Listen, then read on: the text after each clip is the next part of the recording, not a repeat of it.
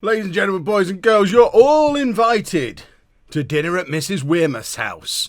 We're off to Athens.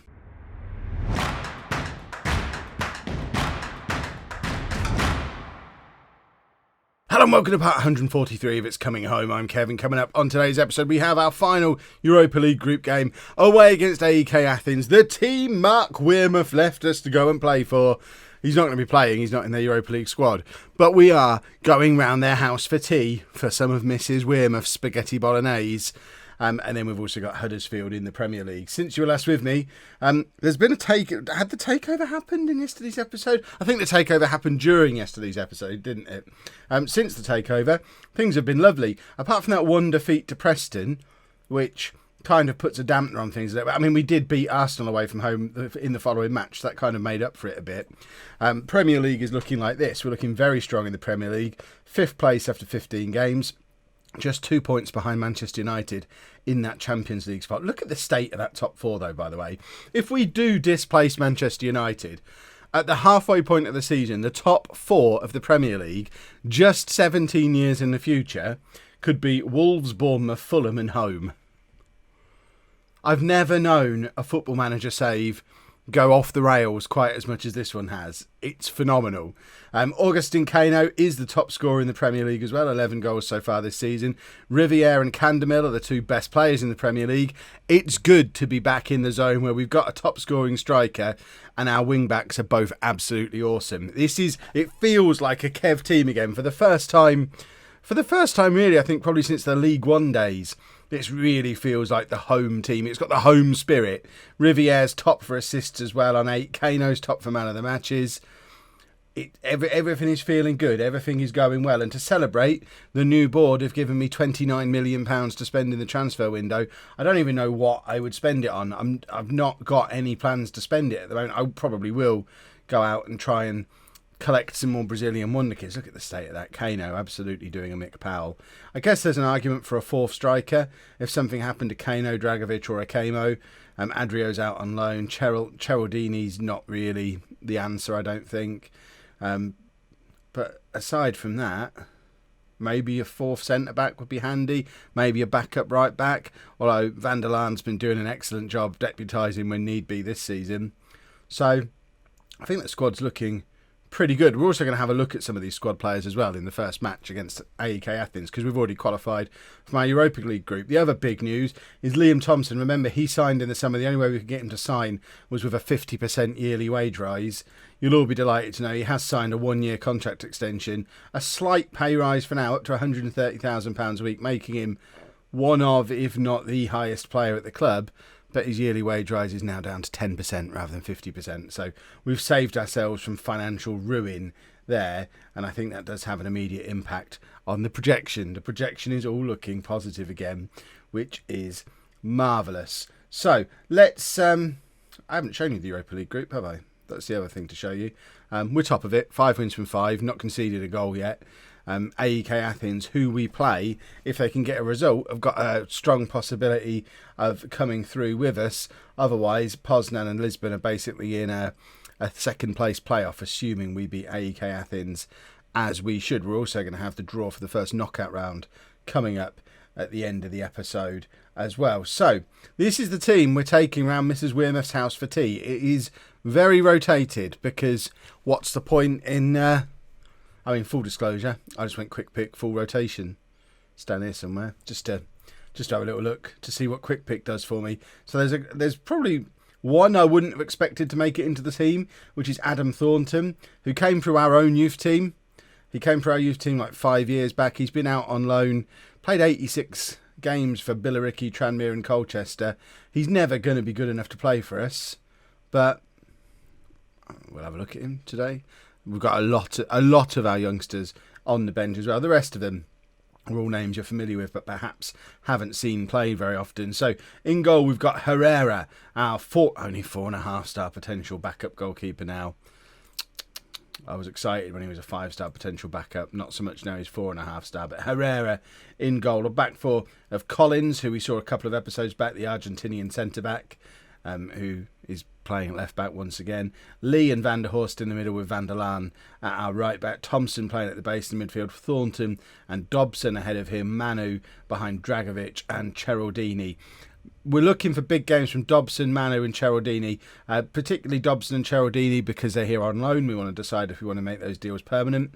Dobson has looked good in the bits we've seen of him this season. There's a potential for a permanent move there, maybe. Cheraldini, less so. He is officially a wonder kid, but that's not been inspiring form, has it? And Manu really is playing for his space in the squad, let alone the team, playing for a squad spot. He's not been the same Manu of previous years, and I wonder if we've maybe outgrown Manu a little bit.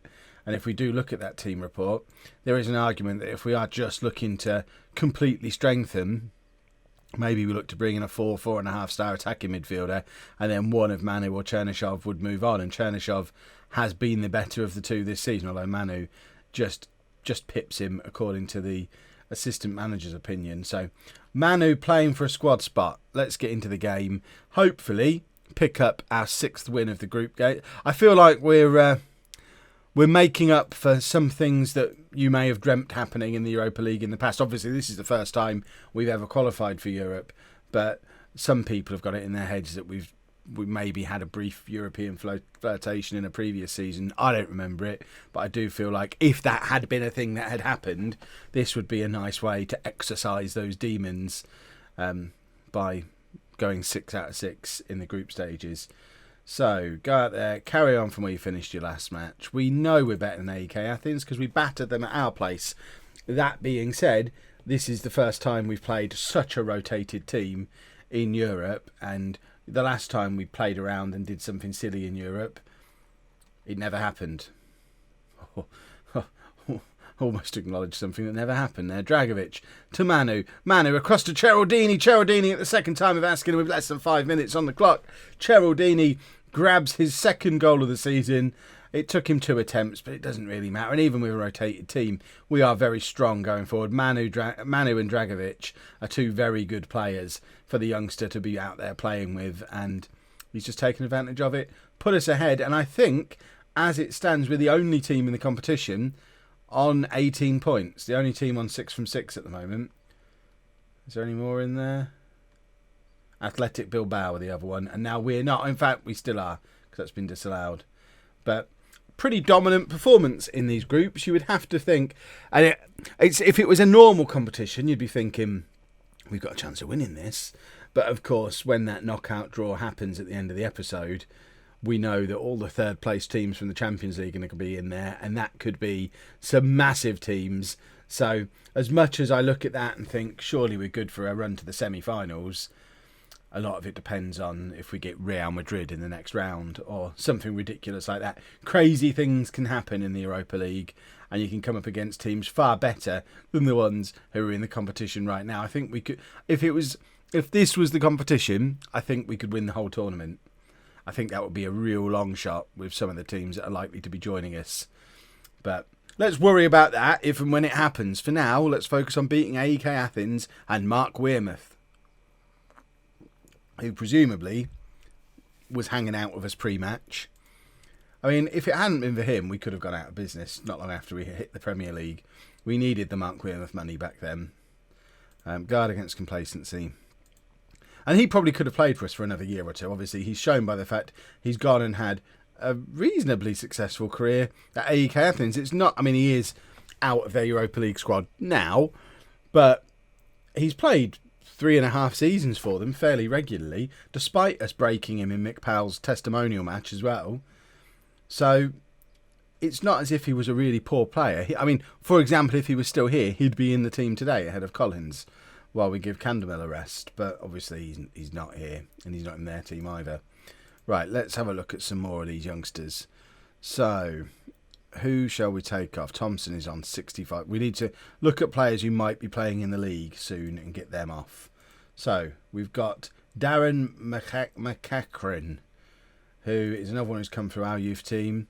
Been out on loan at Margate last season. He can play. Who else have we got? Dragovic can come. I don't really want to take players off based on just how they're playing today. I want to save players. We've got a league game coming up very, very soon. Lee is probably a sensible one to take off. So Damien Flynn can come on. And in fact, let's get Collins playing in his actual position. Flynn can go to left back, even though he's a right back. And he's another one who's come for our youth team and probably never going to be... This is probably the only game for us he'll ever play. But there you go. He gets to get on and play one. And should we do it? We may as well do a third change as well. Thornton is tired, but that doesn't really matter. Same with Collins. Same with Van der Laan, really. I guess Dragovic then. Let's take Dragovic off. And that means we bring on Julian Benson, who is another one who's come through our youth team. He wants to be a pressing forward. And who am I to tell him he can't live his dreams for us? Go be a pressing forward, Julian Benson. And let's have 10 minutes of passion to celebrate the arrival of these substitutes. And it'd be lovely for one of these kids to come and grab a goal in probably their only ever game for the club. Look, Flynn won a header to Thornton. We've got a youth setup, everybody. Who knew? One of the things the new board have done is invested a lot of money in said youth setup.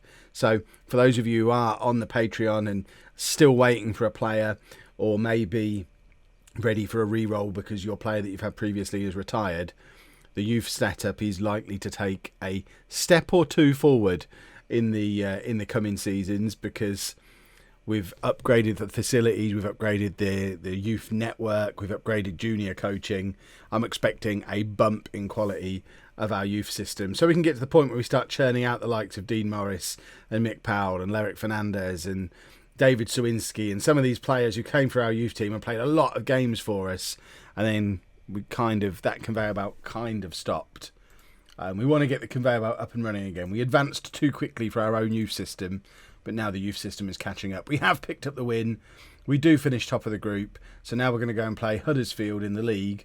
Then we'll find out who we're playing in the next round of this competition. Completely different team for the Huddersfield game then, as we get the first team players back in. So we're going with Sadie in goal, a back four of Candemil, Sands, Lee and Riviere, Jimenez as the holding midfielder, Bishop and Curti ahead of him, Chernyshov behind Akamo and Kano. Or Akamo and A. Kano, because Augustine Kano. Someone said that in the comments, and I'm tempted to change his name. I'm not. They're both just going to keep with their real names now. They've been our strike partnership this year. They've got like 25 goals between them already. They both deserve to keep their real names, so that's exactly what they're going to do. I expect nothing but a win from this game. How good are Huddersfield? Where are they? Huddersfield are in a relegation battle. We're on the verge of a Champions League spot, so absolutely this is a game we should be winning. But of course we are hot off the back of a Europa League game, and these have been the games where we've slipped up this season. The Preston match, I think, was just after a Europa League game. Now I know we played a massively rotated team, so hopefully that's not going to impact us in quite the same way, but I don't know how the game interprets it, and whether you just get a little bit of a punishment for playing in a European game, because generally I rest the players after the games and they come into the games after with full conditioning anyway, but they don't play as well regardless. So I do wonder if maybe there's a little bit of trying to simulate the effects of a long plane journey, even if they're fully fit and football ready. There must be something hidden in the background that just makes them perform slightly below optimum after a European away game. But there's so few of these who would have even travelled that weren't even in the matchday squad, so hopefully that will lessen the impact of it. But I guess we shall see as the game progresses. We seem to be dominating things early on, but haven't yet managed to muster a goal up from anywhere. So let's show a little bit of passion. 10 minutes of passion just before half-time. It's the perfect opportunity for passion, everybody.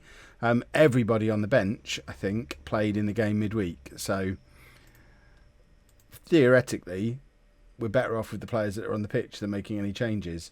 Let's passionately say we have been the better team. We've played well in that first half. The one thing we haven't done is created a decent chance. We've had 11 shots, but only 2 of them have been on target. So that suggests to me that, as usual, we've resorted to just shooting from long range and hoping, which is what we do when we're not playing very well. But fingers crossed, despite that, we can we can grab a winner from somewhere. Akamo, coming from very deep here, plays it across to Candemill. Candemill trying to figure out what to do with it, finds Bishop, then Curtie from range, and that, I thought it was a superb save, but it's actually hit the outside of the post, so slightly less impressive from their goalkeeper, but I wouldn't have minded being denied by a save that looked as good as the one we just saw, and unfortunately, Saidi's not got one to pull out at the other end, and Huddersfield have scored a wonder goal. I mean, do we have to question Saidi's positioning a little bit here? He seems, well, he's not completely flat on his line, but that's gone over him from that kind of range. He's almost been lobbed. It was a perfectly struck free kick. I can't be too critical, but I do wonder if he'd have positioned himself slightly better, whether he would have been able to deal with that. But let's not worry about that now. Let's get Dragovic on for Akamo. We're going to bring Manu on for Chernyshov. Interestingly, assistant manager wants me to bring on Van der Laan, which I'm never going to bring him on instead of... Oh, I didn't want to cancel. Did I cancel? No, I didn't. I'm never going to bring Van der Laan on ahead of Manu. That's crazy talk. Right, I'm trying to demand more. I seem to have slowed everything down, and I don't know why. Have I confused the game? Who knows? Right. Hopefully this is the start of a counter-attack for us, and it is Riviere to intercept. Dragovic plays it across towards Kano, but Kano can't quite get the touch that he needed to get in behind the defence. He would have been in there, but it's actually Huddersfield who are in behind. This time Saidi does pull a save out from somewhere, and I'm getting flashbacks to the Preston match. I don't know what it is coming off the back of an away game in Europe. It must be something that they've put in the game, because these are not the same players. Right, who have we got on the bench who could maybe come on and change things? Thompson is the only one, really. If we bring him on for Curtie, then we can push Jimenez further forward, make him a box-to-box midfielder, and I don't even know what to say to them. Push, no, that's what, passion, I guess. Finish the game with 10 minutes of passion is all I can really say. But this, I mean, it's got European hangover written all over it, and it just doesn't make any sense. That makes no sense. Ugh, it makes me not want to play in Europe. Aggressive, not good enough. You watch the youth team beat AEK Athens away from home 3 days ago on telly because you didn't travel, and you lot couldn't beat Huddersfield. You numbskulls. Right. We need to rest these players because we've got, I think it's the League Cup quarter-final coming up, which is going to be another game for the fringe players. But before that, I think the Europa League knockout round draw takes place any moment. Here we go then, Europa League first knockout round. I'm just checking what the board expectation actually is. So the board are expecting second knockout round. So we need to draw a team that we're actually capable of beating. But looking at some of the teams that have now joined us, AC Milan, Ajax, Arsenal, Atletico Madrid, Porto, Juventus, Liverpool, Marseille, PSV Eindhoven, Leipzig, Roma, Benfica, Valencia. We need to avoid one of those teams that are better than us and find a way to at least sneak into the next round. Montpellier, that looks like a game we could win. Nope. Valencia, we'd like to avoid, please. Splendid. Kilmarnock, all day long. At least we avoided Napoli. This will be the one we get, and we're not going to beat Juventus. Okay, poor old Hibs. Stoya Bucharest, I think we could take. But I'm judging all of this based on 2019 rules as well. Or, for me, probably like 2005. I don't know how good these teams are now. Utrecht, we should be able to beat them. No. Nantes, we should be able to... No. Is there any rubbish teams left? There are. I don't even know how to say that one. Savena, Zvezda. I'll have them, please. Dynamo Kiev. That one would have been fine. Poznan, I don't think we can get because they were in our group. Arsenal get them. Marseille, I would like to avoid. Of course. Marseille, I think, is who we'd sign Saidi from. So they've probably got plenty of money. Let's have a look at Marseille. Marseille, currently 9th in Ligue 1, having finished 5th last year, a couple of third places fairly recently. But, yeah, for context, Cheraldini's on loan from them to us to get game time. and we signed their backup goalkeeper for £53 million. This is not a team that are going to be pushovers. That's a more challenging first knockout round than we were hoping for. And if it stays, do we go all the way to that for the next episode? It's a lot of games to be played between the two, but I think we probably have to come back for one more episode between all of those. Maybe even come back for the FA Cup third round and Liverpool, and then Marseille. If they can both be back-to-back like that, that would be a fun episode. But we'll worry about that tomorrow. If you've enjoyed that, please make sure you leave a nice big thumbs up on there for me. Subscribe to the channel for daily Football Manager videos. And thank you very much for watching.